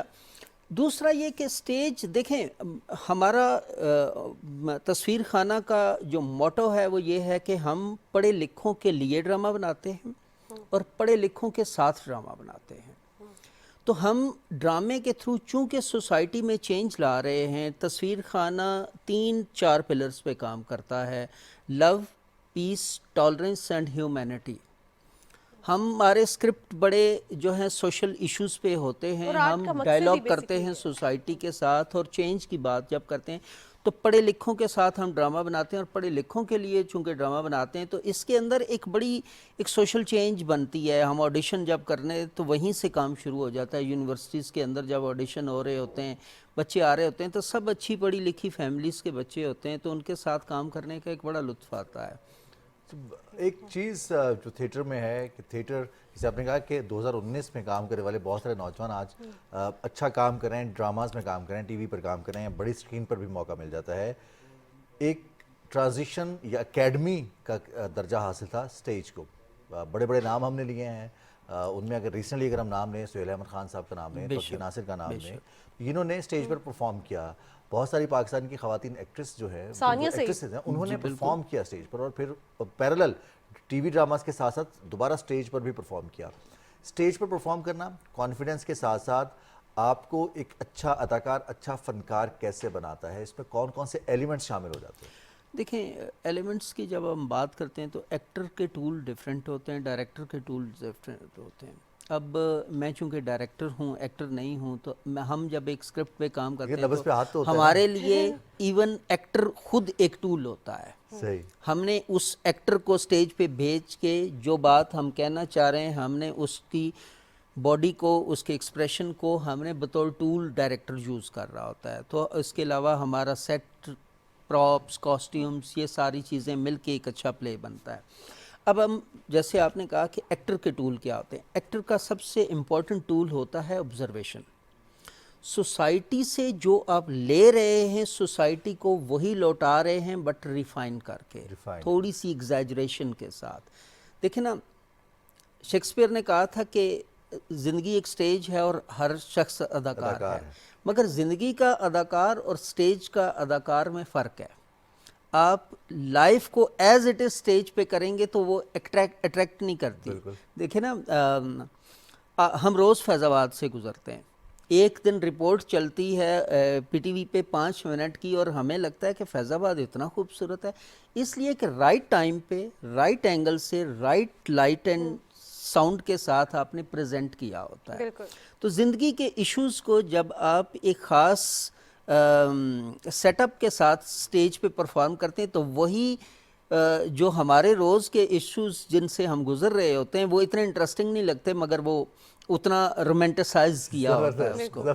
تو چیزوں کو بیسیکلی ایک خاص ٹریٹمنٹ کے ساتھ پیش کیا جاتا ہے تو وہ سمجھ آنا شروع ہو جاتی ہیں. یعنی ہم سمجھ لیں کہ ایک خاص ٹاپک سوسائٹی سے اٹھاتے ہیں اور اس کو خوبصورتی کے ساتھ الگ کرتے ہیں. جب ایک بہت سارے پتھروں میں سے ایک موتی نکال کے الگ کرتے ہیں تو وہ نظر آتا ہے. اسی طرح ہم ایشوز کو سوسائٹی سے الگ کر کے ان کو ایک خاص ٹریٹمنٹ کے ساتھ جب لوگوں کو دکھاتے ہیں تو لوگوں کو سمجھ آتی ہے کہ ہاں یہ وہ ہیومر کی فارم میں بھی، تبھی تو کہا جاتا ہے کہ کہکے کو نچوڑو تو اس میں سے آنسو نکلتے ہیں. دوسرا دیکھیں نا، ایک اچھا پلے جب آپ نے اس کی بات کی تھی، تو ایک ایکٹر کو، ایک اچھے پڑھے لکھے ایکٹر کو جب اتنے اچھے سکرپٹس ملتے ہیں، اس میں سے میں نے اپنے سامنے بہت سارے بچوں کو اتنی اچھی اردو جو پہلے نہیں بول رہے ہوتے تھے، جب ہم پرفارم کراتے ہیں تو ان کو الفاظ کی سمجھ آنا شروع ہو جاتی ہے، ان کو اچھے کانٹینٹ کی سمجھ آنا شروع ہو جاتی ہے. جہاں پہ احمد حبیب صاحب، سوری آپ کو بیچ میں کٹ کر رہی ہوں، جہاں پہ آپ نے اردو کے حوالے سے بات کی، جہاں پہ آپ نے کنٹینٹ کے حوالے سے بات کی، آخر میں آپ سے درخواست کروں گی کہ جو لوگ تھیٹر کی جانب آنا چاہتے ہیں اور آرٹسٹ بننا چاہتے ہیں، ایکٹنگ کرنا چاہتے ہیں، کچھ 2-3 چیزیں جو شارٹ سی آپ بتانا چاہیں اس پہ کام کرنا ہے. دیکھیں میں کہتا ہوں کہ ہر ایک کو، جیسے میں تو ہماری اوپن دعوت ہوتی ہے کہ ہر ایک کو سٹیج ایک دفعہ زندگی میں ضرور کرنا چاہیے. ہم ہر سال پلے کرتے ہیں اور سمر ویکیشن میں ہم سٹارٹ کر دیتے ہیں. سوشل میڈیا تصویر خانہ پیج ہے ہمارا، اس کے تھرو ہم اناؤنس کرتے ہیں. بہت سارے لوگ ہمارے آلریڈی اسلام آباد میں پرفارم کر رہے ہیں. تو ہم تو اوپن کہتے ہیں کہ آئیں اور ہمارے ساتھ کام کریں. انشاءاللہ ہم باقی ٹرینڈ کر دیں گے. کوئی بھی شخص ایکٹر بن سکتا ہے، کوئی بھی ایکٹر بن سکتا ہے. بہت شکریہ احمد حبیب صاحب، اور ایک دفعہ پھر آپ کو ورلڈ تھیٹر ڈے بہت بہت مبارک ہو. اور جو تھیٹر کے لیے کام کر رہے ہیں، جو آج بھی اس شعبے سے وابستہ ہے اور تھیٹر میں جو اداکاری ہے، فنکاری اس کو زندہ رکھے ہوئے ہیں، تو ان تمام لوگوں کو ہماری جانب سے خراج تحسین ہے. آپ اسی محنت سے، اسی جانفشانی سے کام کرتے رہیے. گو کہ مانور نے بھی کہا اور احمد حبیب صاحب نے بھی کہا کہ آپ کے سورس آف انکم کچھ اور ہو سکتا ہے. تھیٹر ہم اپنے لیے کرتے ہیں اور تھیٹر میں ہم اپنا جو کتھارسس ہے وہ ہمیں موقع ملتا ہے اور سٹیج ایکسپیرینس کرنے کا موقع ملتا ہے. اسے جو زندگی میں ہو رہا ہے براہ راست ہی ہو رہا ہے سارا کچھ، لیکن وہ جو ایک پک اینڈ چوز والا معاملہ ہوتا ہے کہ ایک مسئلہ آپ نے اٹھایا، سٹیج پر پرفارم کیا، سب کی توجہ اس نے مبذول کروائی، پھر اس مسئلے کا حل بھی پیش کیا.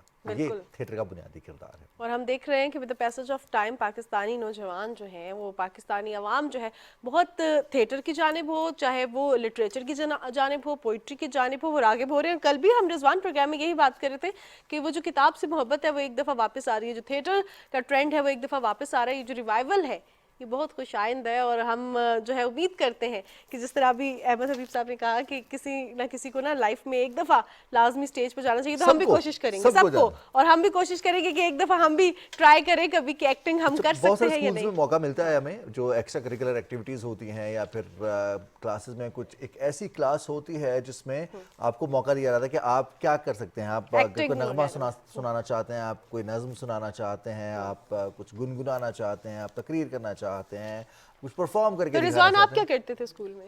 گنگنانا سب سے آسان کام تھا، چاہے نہیں بھی آتا لیکن کوشش تو ہم کرتے تھے. چلیں کسی دن ہم رضوان سے یہ بھی جو ہے ریکویسٹ کریں گے، لیکن اب بڑھتے ہیں ایک بریک کی جانب. بریک میں ہم رضوان سے کچھ سنتے ہیں.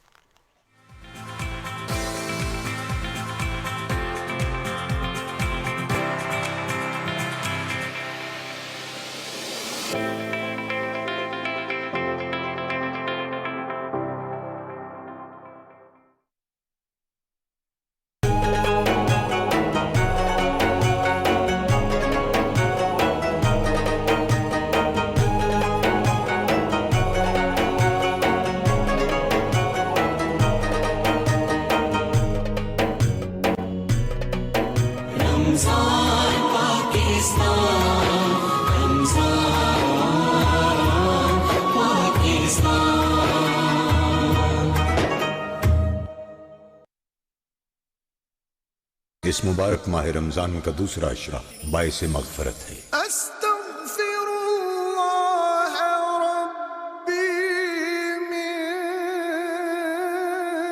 کل ذنب اذنبته واتوب الیہ. اے اللہ میرے گناہوں کو بخش دے اور میری توبہ قبول فرما. جدھر وہ عالی مقام ہوگا.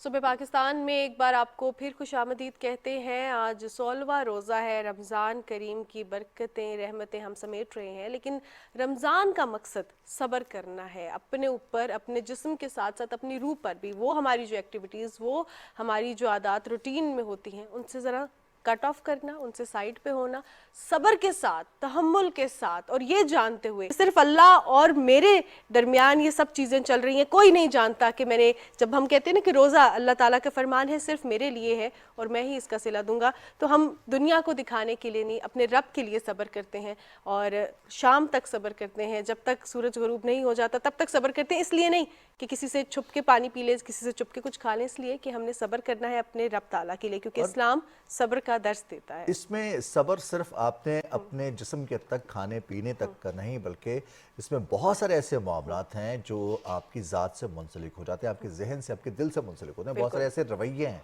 जो दूसरों की जानिब से होते हैं और आपने उसमें अपने आप को रोकना होता है, सब्र तहम्मुल का मुजाहरा करना होता है। और ये कितना ज़रूरी है हमें दीन इस्लाम से, कुरान करीम की तालीमात से, नबी करीम सल्लल्लाहु अलैहि वसल्लम की हयात मुबारका से, उनकी अहादीस मुबारका से हमें क्या सबक मिलता है, हमें क्या सीखने की ज़रूरत है, आज हमारे मसाइल क्या हैं और इन मसाइल का हल इन्हीं तमाम तर तालीमात में मौजूद है और सिर्फ हमें उस पर अमल करना है। कहाँ से आगाज़ करेंगे, कितना करेंगे और कितनी कंसिस्टेंसी के साथ हमें करना होगा ये, ताकि हम अपने मसाइल को कम से कम कर सकें। इसी पर बात करेंगे। हमारे साथ मौजूद हैं डॉक्टर सैयद अब्दुल गफ़ार बुखारी साहब। डॉक्टर साहब अस्सलाम वालेकुम। वालेकुम सलाम व रहमतुल्लाह। बहुत शुक्रिया, आपने वक्त दिया। सबसे पहले तो जो हम आज हमारा मौजू है सब्र, तहम्मुल और रोज़ा। रोज़ा हमें सब्र भी सिखाता है, तहम्मुल भी सिखाता है। कहाँ हम सीख सकते हैं, कितना सीख सकते हैं इन 30 दिन में? बिस्मिल्लाहिर्रहमानिर्रहीम।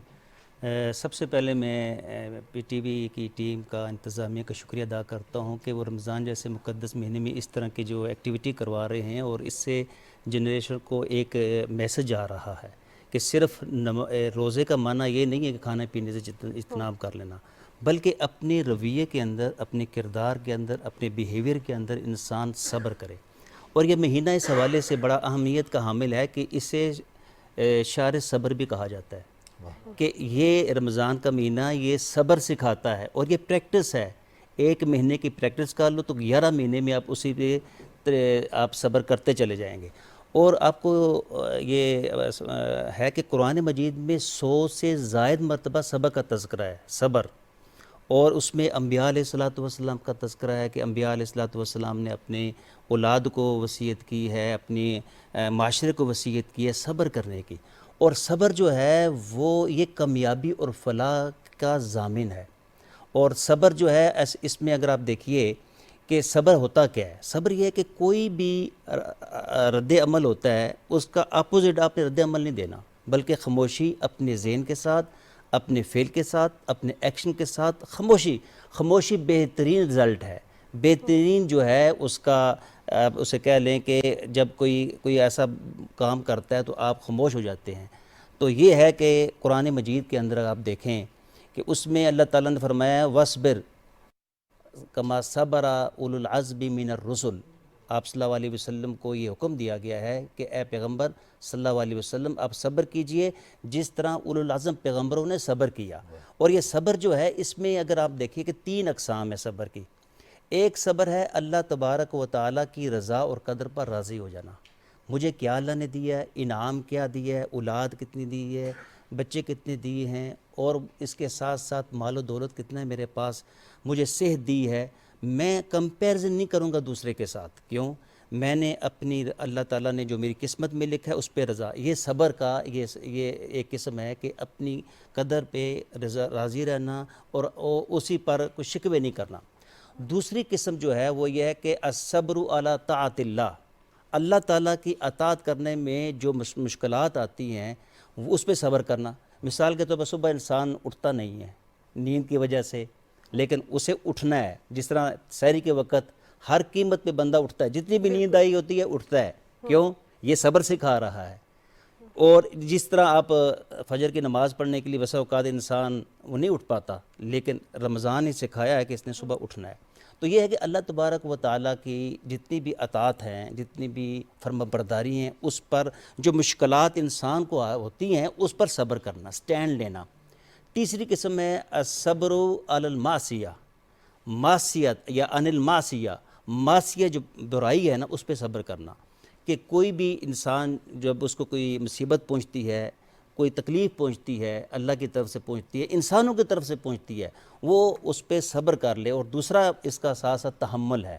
تحمل کو لفظ میں اس کا عربک زبان کے اندر حلم کہتے ہیں، بردباری، بات کو سہ جانا، پی جانا، اس کے اندر ہضم کرنا اپنے آپ میں، اس کا رد عمل ایکشن نہ دینا، یہ اس کا ہے تحمل ہے.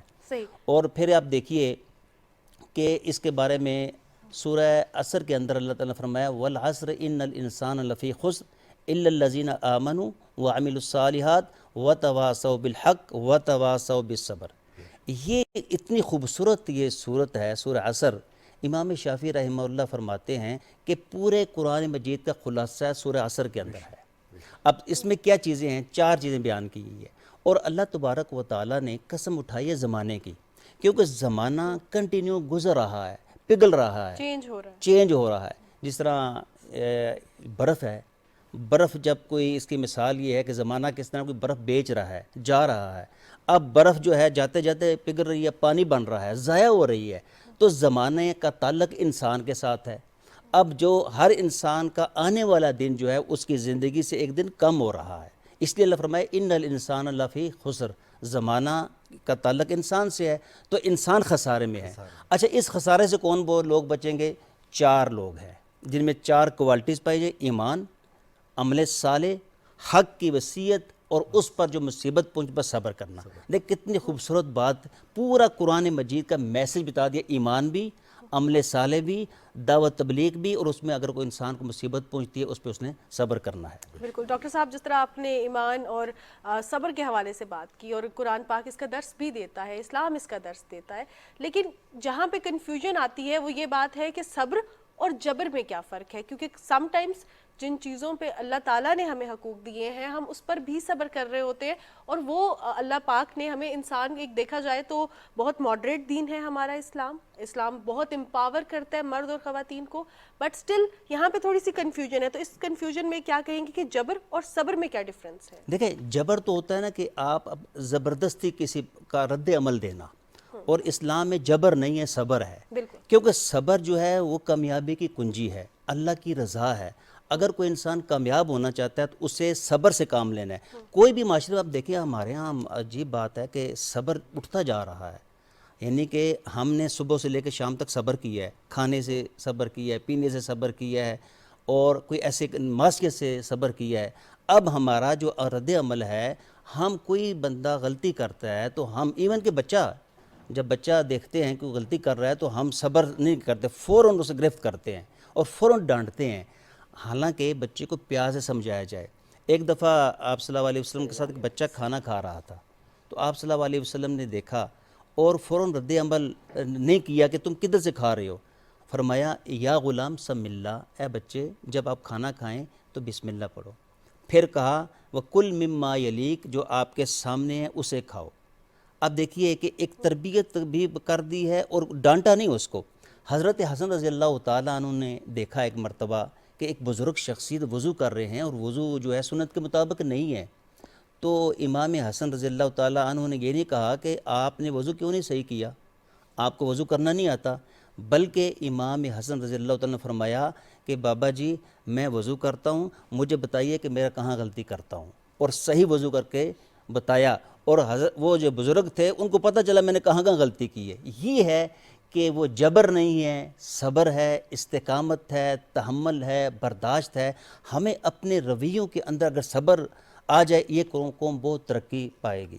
معاشرہ ہمارا اس وقت ضرورت ہے. اور یہ بڑا خوبصورت آپ نے یہ ٹائٹل جو ہے پسند کیا ہے، منتخب کیا ہے، سلیکٹ کیا ہے کہ اس وقت ہمیں بتایا نا کہ 100 سے زائد مرتبہ قرآن میں صبر کا تذکرہ ہے. ڈاکٹر صاحب، صبر آپشنل ہے، ہم اختیار کرنا چاہیں نہ کرنا چاہیں، کیونکہ جب مجبور ہو جاتے ہیں ہم اور اس کوئی آپشن نہیں ہے تو ہم اس کو صبر کا نام دے دیتے ہیں کہ اب صبر کے علاوہ اور کیا کر سکتے ہیں.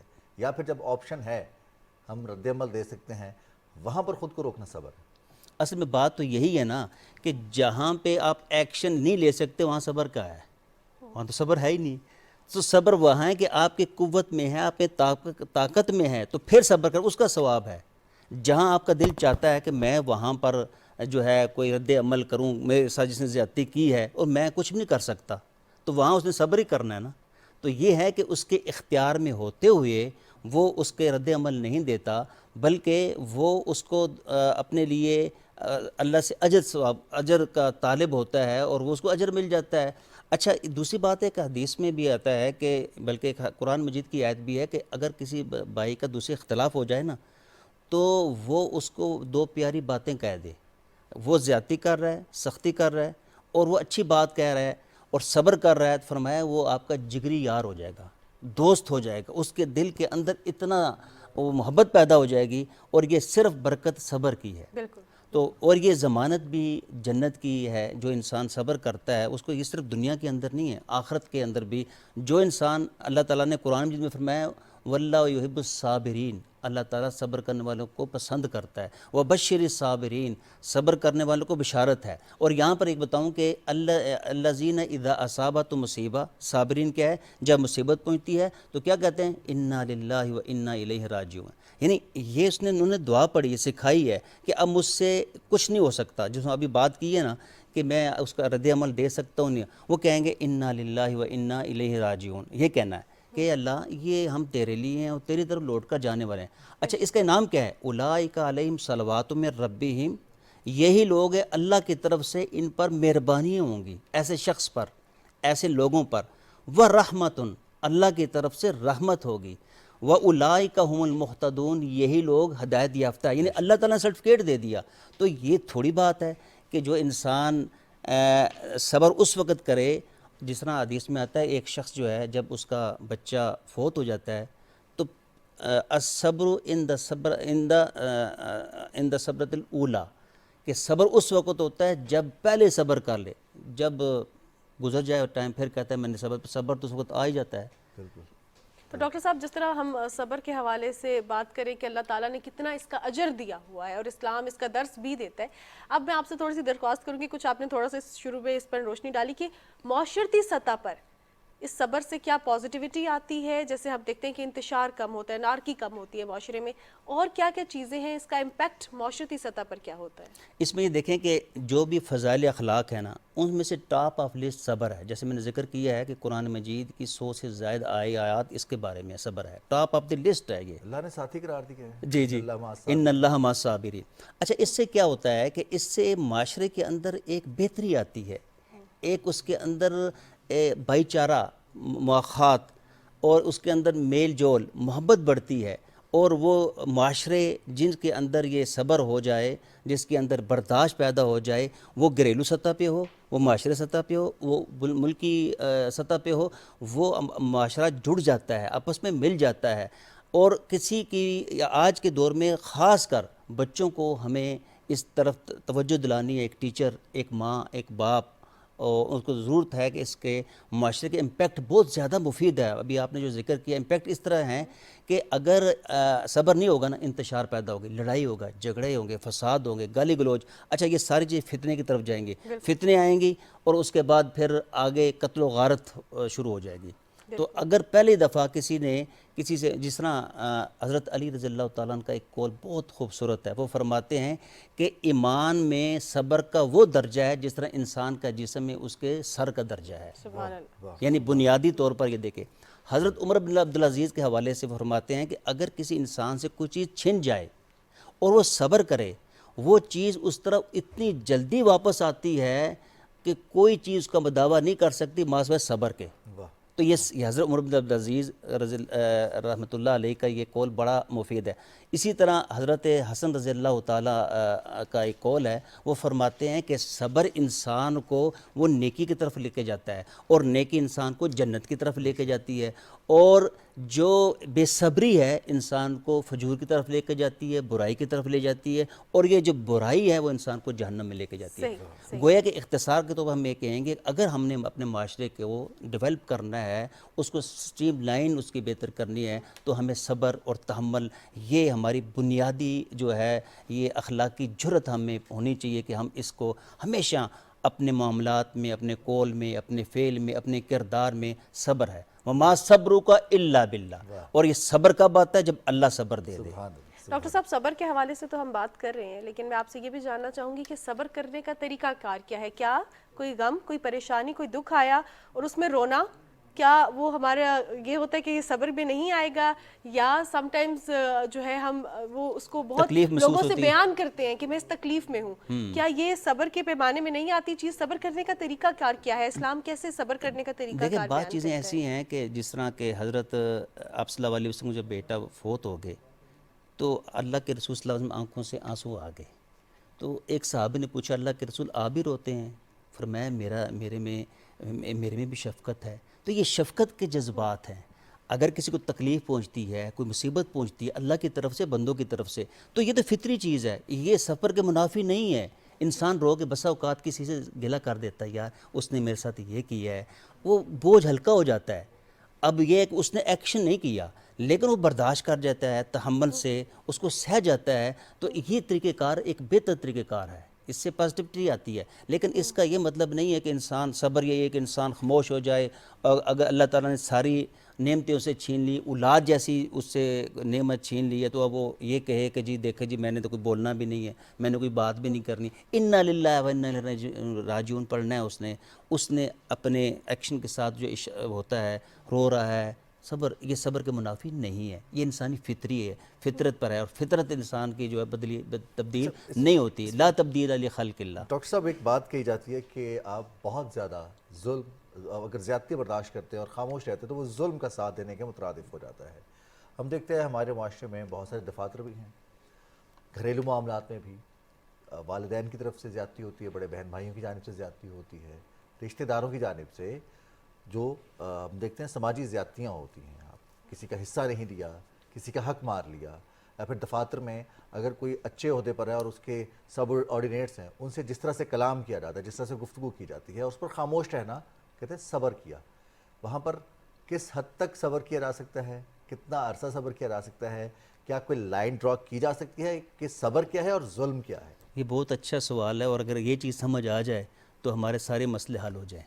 قرآن مجید میں آتا ہے جزاء سیئۃ سیئۃ بمثلھا، اگر کسی نے برائی کی ہے تو برائی کا بدلہ برائی کے ساتھ ہے۔ لیکن قرآن مجید اس کو بھی کہتا ہے کہ وَإِن تَعْفُوا وَتَصْفَحُوا، اگر تم معاف کرو گے اور درگزر کرو گے یہ بہتر ہے، یہ بہتر ہے۔ پہلی کنڈیشن یہ ہے کہ صبر، پہلے تو آپ نے صبر سے کام لیا، کوئی آپ کے بہت سے آپ کو شکایت ہے، آپ نے صبر سے کام لیا، لیکن وہ ظلم پہ ظلم کیے جا رہا ہے۔ اب آپ نے صبر نہیں کرنا، اب آپ نے اچھے طریقے سے اپنا حق لینا ہے۔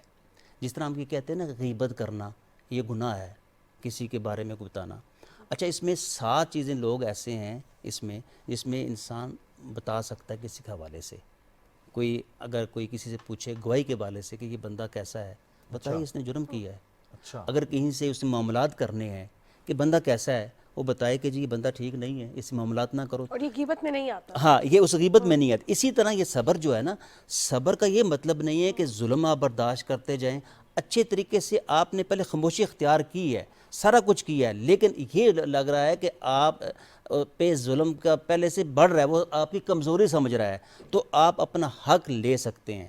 ایک شخص تھے آپ کے زمانے کے اندر، آپ صلی اللہ علیہ وسلم نے فرمایا کہ یہ جو پانی ہے نا، یہ پانی پہلے ان کو ملے گا پھر آپ کو ملے گا۔ تو اس شخص نے یہ کہا کہ اللہ کے رسول یہ آپ کے چچا کا بیٹا ہے، یہ اس لیے آپ نے یہ ایسا کیا ہے؟ آپ نے فرمایا ایسی بات نہیں ہے، فرمایا اب سب سے پہلے اس کو پلاؤ باغ کو، پھر تمہارے باغ کو پلائے گا۔ اب اس نے بات ایسے کر دی، یعنی پہلے تو بات یہ تھی، اب یہ اللہ کے رسول صلی اللہ علیہ وسلم نے اگلا سٹیپ لے لیا۔ تو سٹیپ یہ بات یہی ہے کہ انسان بس اوقات ایسا ہوتا ہے نا ہمارے معاشرے کے اندر کہ مثلا بہنوں کو رائٹ نہیں دیا جاتا، وراثت نہیں دی جاتی، تو یہ کہا تو صبر کر، تو بھائی یہاں صبر جو ہے نا اس کا رائٹ جو ہے، بہوؤں کو بھی یہ کہا جاتا ہے، ہاں وہ تو یہ ڈرا لائن ہے جہاں پہ آپ کا رائٹ جو ہے بالکل وہ اس پہ دبایا جا رہا ہے، ظلم کیا جاتا ہے، تو ظلم پر خاموشی ظلم ہے۔ بالکل، اور یہ آپ نے بہت اچھی اینڈ پہ بات کی کہ ظلم پر خاموشی بھی ظلم ہے، اور یہ ہم تمام لوگوں کے لیے اس بات سے درس لینا، اس بات کو سمجھنا بہت زیادہ ضروری ہے۔ بہت شکریہ ڈاکٹر سید عبدالغفار بخاری صاحب آپ کے قیمتی وقت کا، صبر و تحمل پر بات کرنے کے لیے آپ نے پروگرام میں وقت نکالا۔ اب ہمارے پروگرام کا وقت ختم ہو چکا ہے، کیونکہ یہ اتنا وسیع ٹاپک ہے جس پہ اگر ہم بات کرنے شروع ہوں گے تو شاید ایک دن بھی کم پڑ جائے گا، لیکن اب پروگرام کا وقت ہو گیا ہے ختم۔ تو اپنی میزبان ماہنور قریشی اور رضوان علی احمد کو اجازت دیجیے، انشاءاللہ کل صبح آپ سے ملاقات ہوگی۔ صبح پاکستان میں اپنا بہت سارا خیال رکھے گا، اللہ حافظ۔